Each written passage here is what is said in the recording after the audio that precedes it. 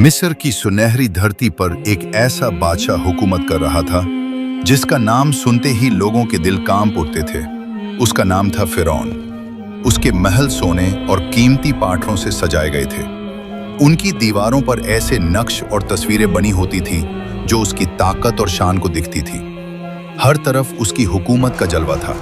बड़ी बड़ी सड़कें, ऊंचे महल और हजारों सिपाही जो उसके एक इशारे पर तलवार उठा लेते थे। लेकिन इस शान और शौकत के पीछे एक सख्त दिल बादशाह छुपा हुआ था। फिरौन सिर्फ एक बादशाह नहीं था, बल्कि वो अपने आप को लोगों का रब समझने लगा था।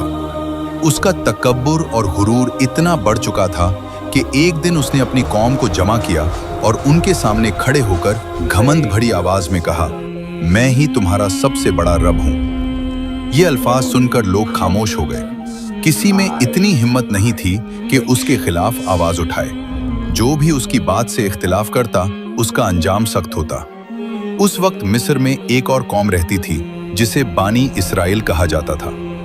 ये लोग असल में हजरत याकूब अलैहिस्सलाम की औलाद थे, लेकिन वक्त के साथ साथ उनकी जिंदगी गुलामी में बदल गई थी। फिरौन ने उन्हें अपनी सल्तनत में मजदूर बना दिया था। सुबह से शाम तक उनसे सख्त मेहनत करवाई जाती। कभी उन्हें पत्थर ढोने पड़ते, कभी महल बनाने पड़ते, कभी जमीन खोद कर नदियों के किनारे मजबूत करने पड़ते। उनकी जिंदगी दर्द और मुश्किल से भरी हुई थी। सिपाही उन पर नजर रखते और अगर कोई थोड़ा सा भी आराम करता तो उसे सजा दी जाती। बानी इसराइल के लोग दिल ही दिल में अल्लाह से दुआ करते कि कोई उन्हें इस जुल्म से निजात दिलाए। इसी दौरान एक अजीब बात हुई। फिरौन के दरबार में कुछ नजूमी और जादूगर आए। उन्होंने सितारों का हिसाब लगाया और फिरौन को एक खबर दी। उन्होंने कहा, बानी इसराइल में एक लड़का पैदा होगा जो तुम्हारी हुकूमत के खत्मा का सबब बनेगा। ये सुनते ही फिरौन का चेहरा बदल गया। उसके दिल में डर पैदा हो गया। उसने सोचा कि अगर ये बात सच हुई तो मेरी सारी ताकत और सल्तनत खत्म हो जाएगी। अपनी कुर्सी बचाने के लिए उसने एक सख्त और ज़ालिमाना फैसला किया। उसने हुक्म दिया कि बानी इसराइल में जो भी लड़का पैदा हो उसे तुरंत कत्ल कर दिया जाए। ये हुक्म पूरे मिस्र में फैल गया। सिपाही घर घर जाने लगे। जहां भी कोई नया पैदा हुआ लड़का मिलता उसे उसकी मां की गौड़ से छीन लिया जाता। माओं की चीखें आसमां तक पहुंचती थीं। घरों में मातम का माहौल हो गया। हर मां अपने बच्चे के लिए खौफ में जीने लगी। लेकिन अल्लाह की हिकमत सबसे बड़ी होती है। इसी दौरान बानी इसराइल के एक घर में एक बच्चा पैदा हुआ। ये बच्चा आम बच्चों जैसा नहीं था। अल्लाह ने उसे एक खास मकाम के लिए चुना था। ये बच्चा आगे चलकर हजरत मूसा अलैहिस्सलाम बनने वाले थे। जब मूसा अलैहिस्सलाम पैदा हुए तो उनकी मां को खौफ था कि अगर सिपाहियों को पता चल गया तो वो उनके बच्चे को भी कत्ल कर देंगे। उस वक्त अल्लाह ने उनके दिल में इल्हाम डाला। अल्लाह ने उन्हें हुक्म दिया कि अपने बच्चे को एक संदूक में रखकर दरिया के हवाले कर दो और घबराओ मत, क्योंकि हम इसे तुम्हारी तरफ वापस लौटा देंगे। सोचिए वो लम्हा कितना मुश्किल होगा। एक माँ के लिए अपने बच्चे को पानी में रखकर छोड़ देना कितनी बड़ी आजमाइश है। लेकिन मूसा अलैहिस्सलाम की माँ का ईमान मजबूत था। उन्होंने एक छोटा सा संदूक बनाया, उसमें कपड़े बिछाए और अपने छोटे से बच्चे को उसमें रख दिया। रात का वक्त था। दरिया का पानी आहिस्ता आहिस्ता बह रहा था।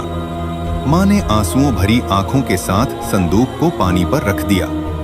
संदूक धीरे धीरे दरिया के साथ बहने लगा। अल्लाह की कुदरत देखिए कि वही संदूक बहते बहते फिरौन के महल के पास पहुंच गया। उस वक्त फिरौन की बीवी हजरत आसिया महल के बाग में थीं। उनकी नजर उस संदूक पर पड़ी। जब संदूक खोला गया तो अंदर एक खूबसूरत बच्चा था।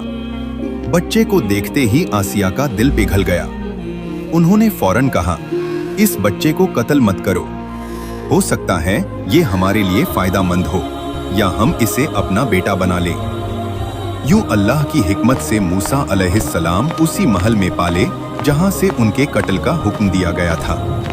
महल में आने के बाद हजरत मूसा अलैहिस्सलाम की जिंदगी बिल्कुल बदल गई। जो बच्चा दरिया के पानी पर बहकर आया था अब मिस्र के सबसे बड़े महल में परवरिश पा रहा था। हजरत आसिया उनसे बहुत मोहब्बत करती थी और उन्हें अपने बेटे की तरह रखती थी। महल के लोग भी उन्हें इज्जत देते थे क्योंकि फिरौन की बीवी ने उन्हें अपना लिया था। लेकिन अल्लाह की कुदरत देखिए कि जिस बच्चे को फिरौन ने खतरे की वजह से कत्ल करवाना चाहा था, वही बच्चा उसके घर में पुल रहा था। एक और अजीब वाकया हुआ। मूसा अलैहिस्सलाम किसी और औरत का दूध नहीं पीते थे। महल में बहुत सी औरतों को बुलाया गया, लेकिन बच्चा किसी का दूध कबूल नहीं करता था। तब अल्लाह की हिकमत से मूसा अलैहिस्सलाम की बहन वहां पहुंची और उन्होंने मशवरा दिया कि एक औरत है जो बच्चे की परवरिश अच्छी तरह कर सकती है। वो औरत कोई और नहीं बल्कि मूसा अलैहिस्सलाम की अपनी माँ थी। यूं अल्लाह ने एक तरफ बच्चे को महल में अमन दिया और दूसरी तरफ माँ को भी वापस उसका बच्चा दे दिया। वक्त गुजरता गया और मूसा अलैहिस्सलाम धीरे धीरे जवान होने लगे।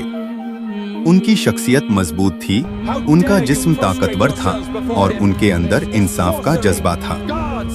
वो जुल्म को पसंद नहीं करते थे और मजलूमों के साथ खड़े होते थे। एक दिन मूसा अलैहिस्सलाम शहर की गलियों में घूम रहे थे। उन्होंने देखा कि दो आदमी झगड़ा कर रहे हैं। एक बानी इस्राएल में से था और दूसरा मिस्री कौम में से। बनी इस्राएल वाला शख्स मूसा अलैहिस्सलाम से मदद मांगने लगा। मूसा अलैहिस्सलाम ने जुल्म रोकने के लिए मिस्री आदमी को धक्का दिया, लेकिन धक्का इतना सख्त था कि वो आदमी जमीन पर गिरकर मर गया। ये वाकया अचानक हो गया था। मूसा अलैहिस्सलाम को इसका अफसोस हुआ। उन्होंने तुरंत अल्लाह से दुआ की और कहा, या अल्लाह, मैंने गलती कर दी, मुझे माफ फरमा। अल्लाह ने उनकी तौबा कबूल कर ली, लेकिन शहर में ये खबर फैल गई कि एक मिस्री आदमी मर गया है। अगले दिन मूसा अलैहिस्सलाम फिर शहर में निकले तो उन्होंने देखा कि वहीं बनी इस्राएल वाला शख्स फिर किसी से झगड़ा कर रहा है। मूसा अलैहिस्सलाम ने उसे समझाया कि तुम रोज झगड़ा करते हो। तब उस शख्स ने घबरा कर कहा, क्या तुम मुझे भी मारना चाहते हो जैसे कल एक आदमी को मार दिया था? ये बात सुनकर लोगों को पता चल गया कि कल की मौत के पीछे मूसा अलैहिस्सलाम थे। कुछ देर बाद एक आदमी दौड़ता हुआ आया और मूसा अलैहिस्सलाम को खबर दी, दरबार में फैसला हो चुका है। लोग तुम्हें कत्ल करना चाहते हैं, इसलिए जल्दी से मिस्र छोड़ दो। ये सुनते ही मूसा अलैहिस्सलाम ने मिस्र छोड़ दिया और सफर करते हुए मदीन की तरफ चल पड़े। सफर लंबा था, रास्ते में न ज्यादा खाना था न सामान, लेकिन मूसा अलैहिस्सलाम को अल्लाह पर पूरा भरोसा था। काफी दिन चलने के बाद वो मदीना पहुंच गए। वहां एक कुआं था जहां लोग अपने जानवरों को पानी पिला रहे थे। वहीं दो लड़कियां अपने जानवरों को रोक कर खड़ी थीं। मूसा अलैहिस्सलाम ने पूछा, तुम पानी क्यों नहीं पिला रही? उन्होंने जवाब दिया, हम तब तक इंतजार करते हैं जब तक सब लोग चले न जाएं। हमारे वालिद बहुत बूढ़े हैं। मूसा को उन पर रहम आया। उन्होंने खुद आगे बढ़कर उनके जानवरों को पानी पिला दिया। फिर वो एक दरख्त के नीचे बैठ गए और अल्लाह से दुआ की, या अल्लाह, जो भी खैर तू मेरे लिए भेजेगा मैं उसका मोहताज हूँ। कुछ देर बाद उन लड़कियों में से एक वापस आई और शर्मते हुए बोली, मेरे वालिद आपको बुला रहे हैं ताकि आपकी मदद का बदला दे सकें। मूसा अलैहिस्सलाम उनके घर गए। उनके वालिद एक नेक और बुजुर्ग शख्स थे। उन्होंने मूसा अलैहिस्सलाम की कहानी सुनी और कहा, अब तुम यहाँ महफूज हो। बाद में उन्होंने अपनी एक बेटी का निकाह मूसा अलैहिस्सलाम से कर दिया और कहा कि अगर तुम कुछ साल यहाँ काम करो तो ये हमारा मुआहिदा होगा। मूसा अलैहिस्सलाम ने ये बात कबूल कर ली।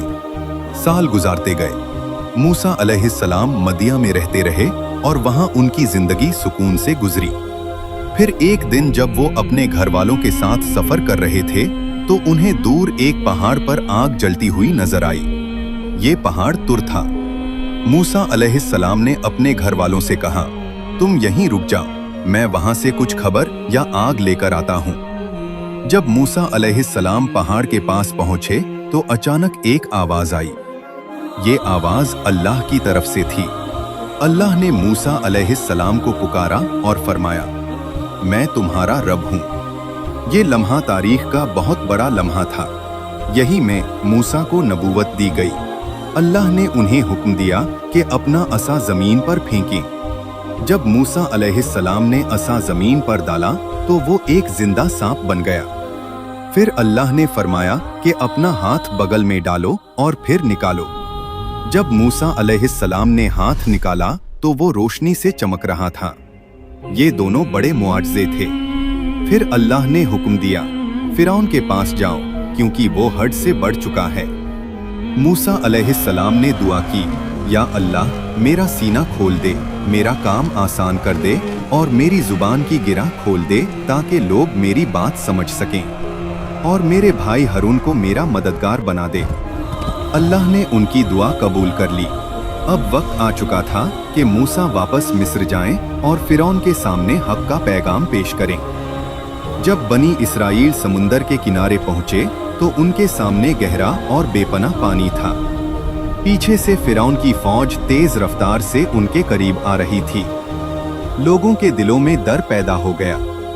बनी इसराइल के लोग घबराकर मूसा अलैहिस्सलाम से कहने लगे, अब तो हम पकड़े जाएंगे, हमारे पास बचने का कोई रास्ता नहीं। लेकिन मूसा अलैहिस्सलाम का यकीन अल्लाह पर पूरा था। उन्होंने सकून के साथ कहा, बिल्कुल नहीं, मेरा रब मेरे साथ है और वो जरूर कोई रास्ता निकालेगा। इसी वक्त अल्लाह की तरफ से हुक्म आया कि अपना असा समंदर पर मरो। मूसा अलैहिस्सलाम ने अपना असा उठाया और समंदर की तरफ इशारा किया और फिर एक ऐसा मुआजिज़ा हुआ जिसे देखकर इंसान की आंखें हैरा रह जाती हैं। समंदर का पानी दो हिस्सों में तकसीम हो गया। दो तरफ पानी की ऊंची ऊंची दीवारें खड़ी हो गईं और बीच में एक सूखा रास्ता बन गया। ये मंजर देखकर बनी इसराइल हैरा रह गए। समंदर के बीच में एक खुला रास्ता था। मूसा अलैहिस्सलाम ने अपनी कौम से कहा कि जल्दी से इस रास्ते से गुजरो। बनी इसराइल के हजारों लोग समंदर के बीच से गुजरना शुरू हो गए। दोनों तरफ पानी की दीवारें खड़ी थी और बीच में खुश्क जमीन पर लोग चल रहे थे। जब फिरौन और उसकी फौज वहां पहुंचे तो उन्होंने भी ये मंजर देखा, लेकिन उसका गुरूर अब भी खत्म नहीं हुआ था। उसने सोचा कि अगर मूसा समंदर में से गुजर सकते हैं तो हम भी गुजर सकते हैं। फिरौन ने अपनी फौज को हुक्म दिया, उनके पीछे समंदर में घुस जाओ, और फिर फिरौन अपनी फौज के साथ समंदर के बीच में दाखिल हो गया।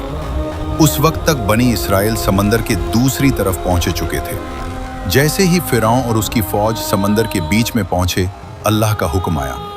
समंदर की दीवारें टूट गईं, पानी जोर से वापस आया। तेज लहरों ने फिरौन और उसकी फौज को घेर लिया। घोड़े बेचैन हो गए, सिपाही चीखने लगे, लेकिन अब बचने का कोई रास्ता नहीं था। फिरौन, जो अपने आप को रब कहता था, अब पानी में डूब रहा था। जब मौत बिल्कुल करीब आ गई तो उसका घमंड टूट गया। उसने पुकार कर कहा, मैं ईमान लाता हूं उस रब पर जिस पर बनी इसराइल ईमान लाए हैं। लेकिन अब बहुत देर हो चुकी थी। अल्लाह की तरफ से जवाब आया, अब ईमान ला रहा है, जबकि पहले सारी जिंदगी न फरमानी करता रहा। और फिर एक लम्हे में सब खत्म हो गया।